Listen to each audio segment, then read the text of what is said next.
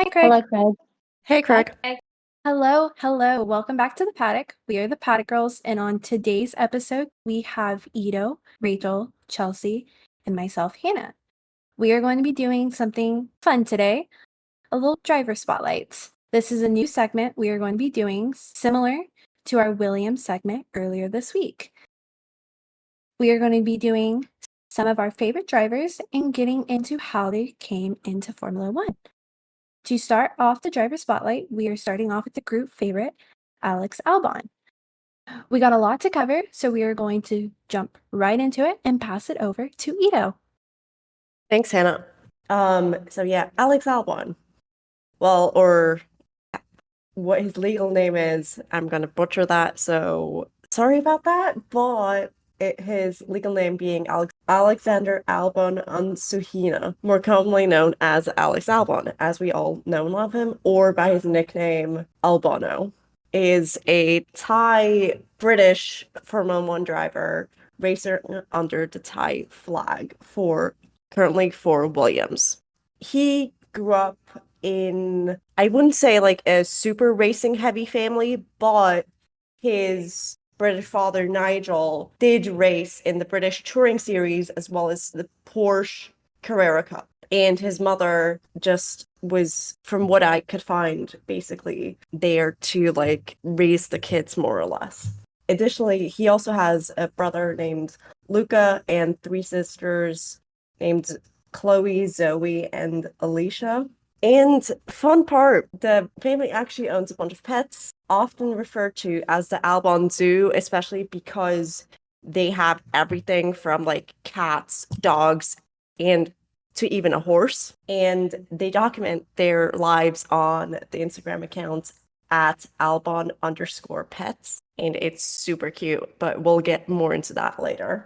Growing up in Suffolk, he attended Ipswich School before deciding to leave to pursue his professional racing careers, as so many other F1 or even just drivers do. And really, he decided to leave to emulate his idols, Michael Schumacher and Valentino Rossi. As I mentioned before, he is Thai British, so he holds both passports, but decided to race under the Thai flag for sponsorship reasons. And he's actually the second Thai driver to compete in Formula One, the first having been Prince Bira in 1954. So in terms of his karting career, he started out at the age of 8 in 2005, winning his local championship for the first time in his first season, and he stayed in karting until 2011. During that time, he participated in different categories such as the Kartmaster British Grand Prix, MSA British Championship, WSK Euro Series, and a few more. He performed very well in all of these series throughout his karting career, mostly finishing in the top 3. His lowest ever finish was in 2006, so basically in his second year in the Super 1 National Championship, where he finished 14th, and that was such an anomaly, so that speaks to his talent even at that young age. And then after all of that illustrious karting, it's no surprise that he ultimately got called up into Formula Renault 2.0 in 2012, where he would remain for 3 seasons, racing for Epic Racing in his first year and then moving to KTR for the next 2. While in his first season in Formula Renault wasn't great because he didn't score any points and finished 38th out of 49. So his stint at KRT was definitely better, and we truly started seeing glimpses of who Alex really was as a driver. He finished 16th and 3rd, respectively, during those 2 seasons, even though he never actually won a race in either season, which is surprising, especially if you considered he finished 3rd, but he managed to get a pole position as well as a fastest lap in 2013, both at the Red Bull Ring, and in 2014, he got pole at the Nürburgring. In 2015, he switched over to racing in European Formula 3 for Signature. He finished 7th overall after being able to secure 2 pole positions, both at the Norris Ring in Nuremberg, Germany. Just for clarification, because I mentioned Nürburgring and now we're mentioning Norris Ring. While they're both in Nuremberg, the Norris Ring is a street track, whereas the Nuremberg Ring is the permanent racing complex that a lot of Formula One fans, or even if you're not a huge fan of the sport, might know because of the infamous Nordschleife. So after having done the postseason testing in 2015 with Art Grand Prix, they ultimately offered him a seat for the 2016 season, and then very quickly offered him, because Art Grand Prix is Formula 3 and a Formula 2 team. In 2017, they offered him a Formula 2 seat due to him winning 4 races in 2016 and finishing second in the championship behind his then teammate, Charles Leclerc, who he has been friends with forever. So, like, Formula 2, Formula 3, even before then, and now in Formula 1, they're friends. And who doesn't know the Twitch quartet that developed during lockdown of 2020 of Charles, George Russell, Alex Albon, and Lando Norris, but more on that later in the fun section of this episode. Making his F2 debut in 2017 for Art in Bahrain, partnering Nobuharu Matsushita, he placed 6th in the feature race after starting 9th, and for the sprint he started 2nd after his teammate had a mechanical issue causing a pit lane start. In that race, he sadly struggled for grip, causing him to drop down to 7th throughout the race. And as you will see, him dropping places in sprint races will become a common theme. But so in Barcelona, he once again qualified rather well, qualifying 3rd in the feature race and quickly overtaking P2 driver Luca Giotto shortly after, where he found himself in P1 after Charles Leclerc pitted. After a race restart due to safety car, Oliver Rowland was able to put pressure on Albon, which led to him making a mistake and losing the lead of the race, and still had to make a pit stop. He ultimately ended up in 5th place after failed comeback attempt post that necessary pit stop. Later on in Monaco, he qualified 2nd behind Leclerc after having a chaotic start of the race due to an engine failure of Antonio Gioski and Sean Giel. Albon was able to hang on to his P2 stop for a while. However, later on, he found himself stuck behind slower moving Norman Nato and Jordan King, which eventually caused him to lose his place and finish the race just shy of the podium in 4th place. Missing Baku due to injury, he rejoined the grid for the 5th round of the season. Even though his collarbone, the reason why he missed Baku, was very clearly still broken, he said he was feeling a lot better than expected. And FP1 actually showed that because he ended up finishing in 8th place, even with his injury. And it showed that a podium might actually not be that far out of reach. Actually, he qualified 4th for the feature race, which again showed the same thing. Though he would end up starting 3rd on the grid for the feature race, as Sergio Sete Camara was disqualified after failing to provide the mandatory 1-liter fuel sample. Sadly, he would end up finishing the race in 5th, as he lost places to Roland as well as Nicholas Latifi, aka Gotifi. I'm sure we'll do an episode or something on him down the road. Both of them's cars just having better pace, sadly. Sometimes that's all it is. Better pace of a car. You can be as good of a driver as you want. If another car has better pace, you should have luck. I mean, we see it with Red Bull this season. Even though he started 4th in the sprint, he managed to get his first F2 podium, finishing P2 behind Artem Merkelov. And then for the final round in Abu Dhabi, saw Alex once again finish 2nd, causing him to finish 10th in the driver's standings in his rookie season, which for a rookie is pretty decent. I mean, top half of the field. And then he once again in 2018 stayed in Formula 2, joining Dems, taking Roland's seat and partnering Latifi. While at first this was only confirmed for the first round, it was made permanent a month later in April. Bahrain saw him finish 4th in the feature race and 13th in the sprint. As I alluded to, it feels like he has more so the race pace than he does have a sprint pace. And then Baku actually saw him get his first win in a feature race. But once again, sprint, 13th again. What's wrong, Alex? You don't like sprint races? But hey, Barcelona, again, superb qualifying for Albon, where he managed to get pole, but even that pole couldn't help because he just made too many mistakes throughout the race and dropped down to 5th.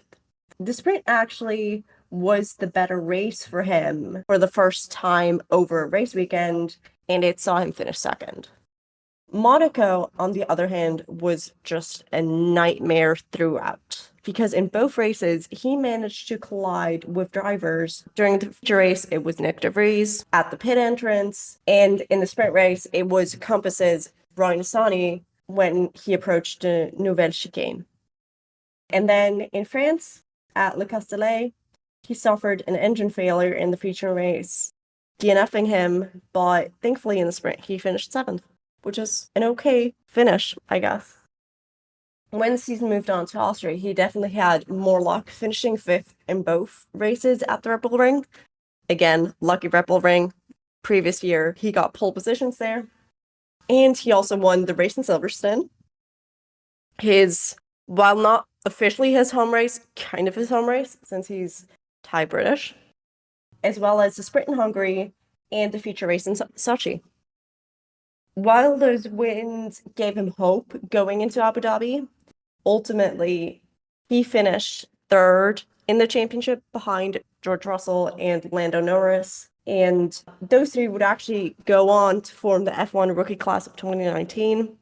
If you Google YouTube, basically, if you look up F1 rookie class of 2019, there's some very fun videos. So you better do that. But before Alex could actually dream of being an F1 driver, getting an F1 seat, he looked to Formula E as an alternative, which Chelsea will explain more of in a second, why he did that. But ultimately, him exploring Formula E led him to signing a contract with Nissan EDEMS for the 2018/2019 season, but ultimately he ended up driving for Toro Rosso instead. Yeah, so a year before Alex became a Formula One driver, he didn't think he would actually find himself on the track. Unlike some of the drivers on the grid, which we know about, they came into Formula One because they had those connections already, whether it was a family connection or maybe it was a contract connection from their junior days. But Alex had to work his way into the industry from the start. While he was driving for F2, he even began believing that he might have to look into that alternative, like Ida was saying, and his best one was Formula E. He did sign a contract, but here came Toro Rosso, now known as AlphaTauri for the new fans, in 2019. And that was the same team that was connected to Red Bull, who brought Max Verstappen onto the grid years prior. Now, they offered Alex a driver's seat for the 2019 season, and they teamed him up with Daniel Kvyat, a driver who also began his Formula One career with Toro Rosso in 2014. Now, the move to Toro Rosso for Alex, it really wasn't easy. He was brought onto the team last minute after leaving his Formula E career with Nissan EDOMS. And he was talking in an interview with Across the Grid about the story of being invited onto the team and how sudden his transition was. You see, the transition, it really led him to having a lot of anxiety going into his first test run, and he really was just scared that he wouldn't be able to do it. The practice test that he did with Toro Rosso, it ended up becoming this moment where he realized that he was truly an F1 because he crashed in his practice race and ended up being photographed by 100 photographers that were just there on site. And he felt like he was a top driver in the F2 circuit. He knew he was, but going into F1, it was really just going to be this different world.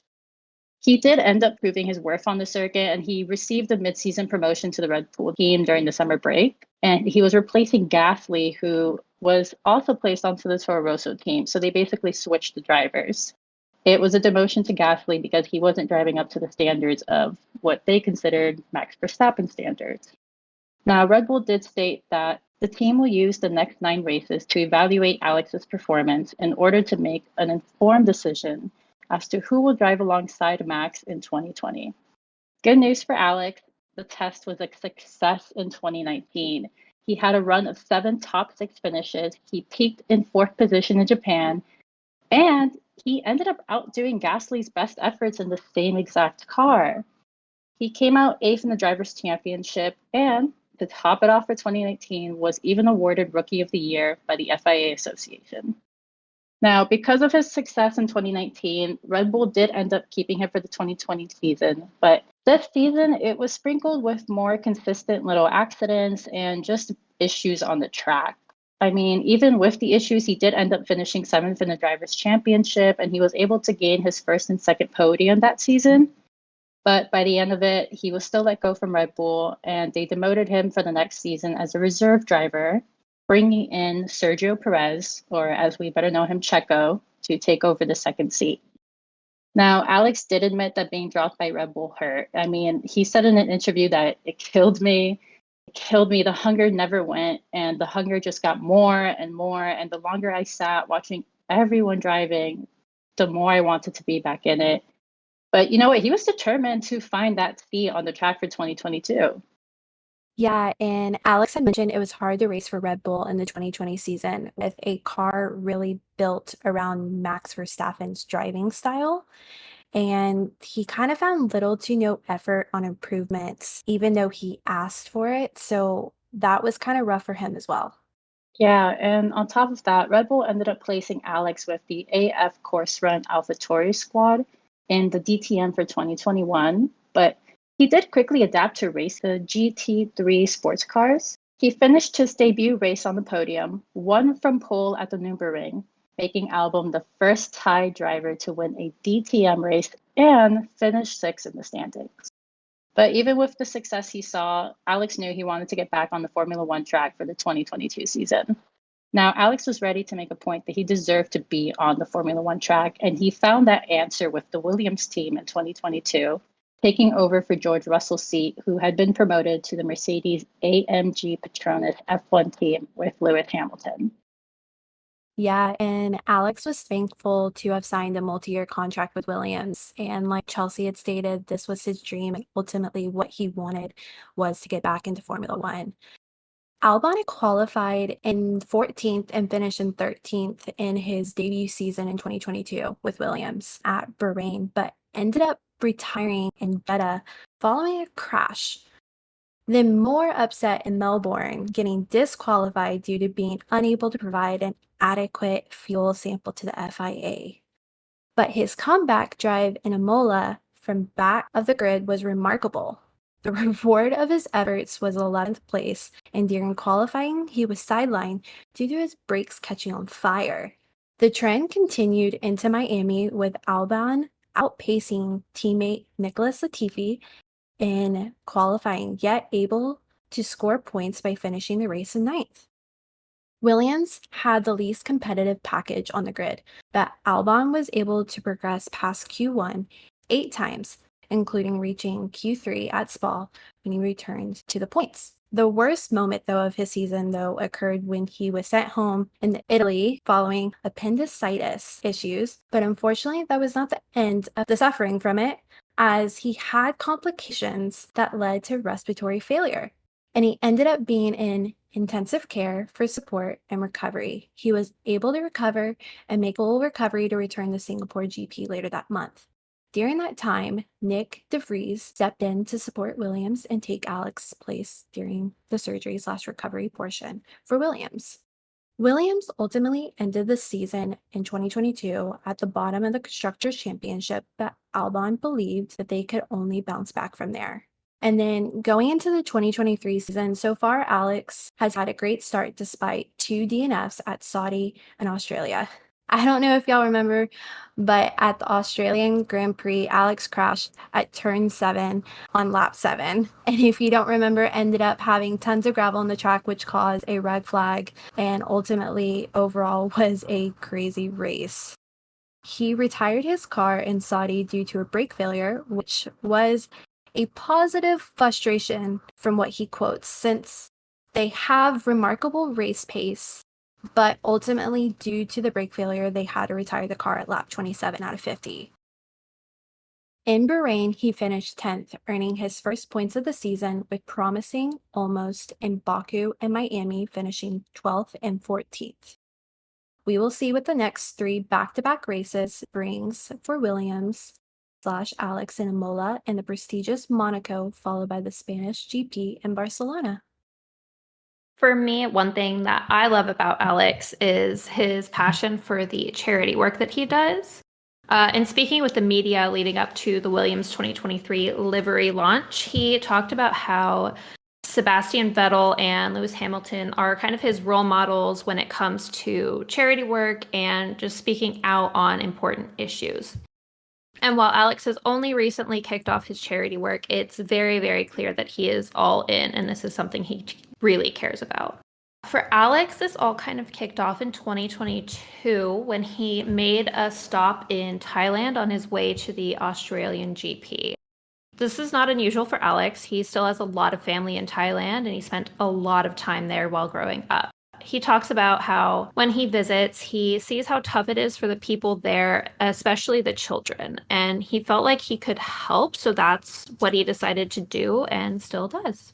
So when former Williams team principal Jos Capito told Alex about a charity that his brother Volker Capito founded called the Iceman Charity to help children of the, and I'm not going to pronounce this correctly, and I'm so sorry, Wat Sacreo Orphanage, and said Alex should visit it if he had some free time. He had some time, so he did. He was blown away, saying how incredible the orphanage is and how the whole experience really helped him to understand the effects he can have on people, and that seeing the results of the work people are doing just makes him want to do more. And the realization that the platform he has can change lives was just a real eye-opener for him. And while there, Alex met the children, played football, soccer for my Americans, and helped serve food. And as it turns out, in addition to learning the usual subjects like languages, math, reading, dyeing hair is also a favorite activity of the kids at the orphanage. So when they asked Alex if they could dye his hair red, he was all for it. I had no idea that Alex's red hair from 2022 was courtesy of the kids at the orphanage, and I think that's just so adorable and so sweet. And I love it. So Albon then used the increase in media attention from his scoring points in Australia, gaining 7 positions in Imola, and having another top 10 finish in Miami to draw attention to the Iceman charity and the orphanage. In May, he did this by opening a, quote, pop-up salon, appropriately named Albonos, where members of the Williams team and some of the other familiar faces in the paddocks, including my personal favorite commentator, Crofty, dropped by to essentially imitate Alex's red hair. Unfortunately, no real hair dye was actually used. It was just the colorful hairspray that you can get at like the party store. In addition to this, each time the team scored points, Jos Capito personally donated to the Iceman charity.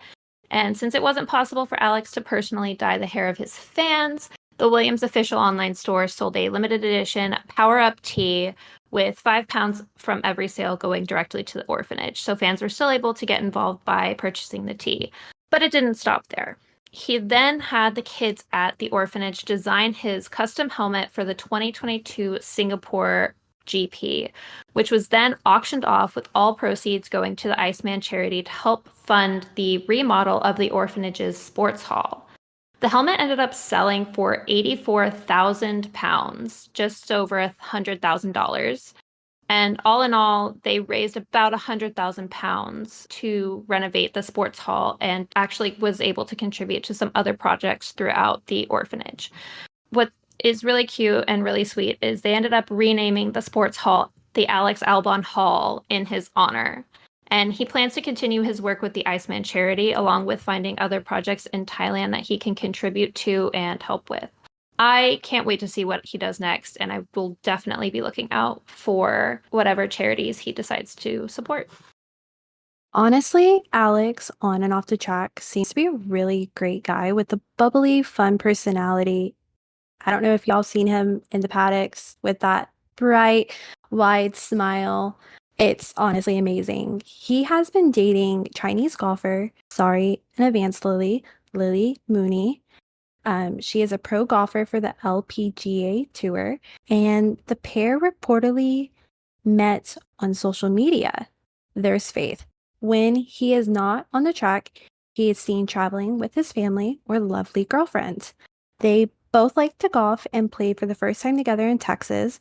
And like Ito mentioned in the beginning, Alex has a love for animals and is known as the cat dad and or the Albon Zoo with 5 lovely cats and many more. He currently resides in Monaco following some of the other prestigious F1 drivers. Also, side note, like Ito mentioned as well, the Twitch quartet needs to come back because that was amazing to see the F1 guys cut up together and be friends. So that would be great. And of course, we'd like to end this episode with talking about some fun things that we like to do. So today we're going to do a funny driver quote, and over to Ito. I mean, I don't know whether it's necessarily a funny quote, but it's a very, shall we say, racing driver worthy quote.